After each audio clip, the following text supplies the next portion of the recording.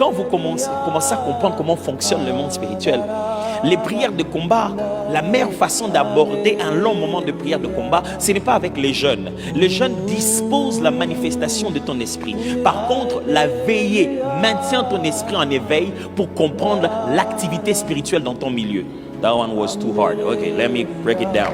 Quand vous jeûnez, vous disposez votre esprit à percevoir la volonté de Dieu. Quand vous veillez, vous disposez votre esprit à discerner tous les autres esprits.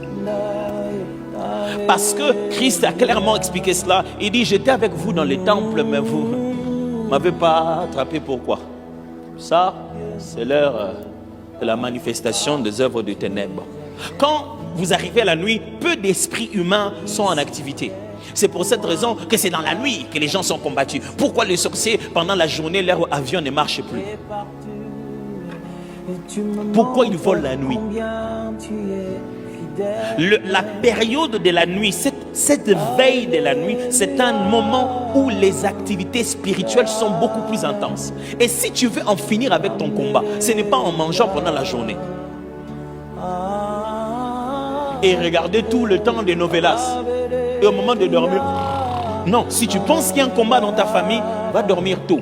19h tu dors, à partir de 22h30 tu te réveilles. Tu passes un jour à un autre en train de prier et d'en finir une bonne fois pour toutes. Parce que les véritables guerres spirituelles, le moment où tu te bats et contre Dieu et contre le diable, c'est la nuit.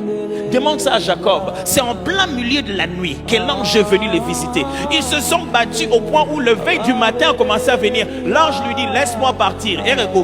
Il y a un moment où je peux être avec toi et puis l'heure arrive. Quand tu connais l'heure, tu ne pries plus n'importe comment. Tu pries dans l'heure parce que tu cherches quelque chose. Ce degré d'intentionnalité, c'est ce qui démarque une personne qui cherche dans la prière. Il ne prie pas seulement. Il prie dans l'heure, il faut prier la chose.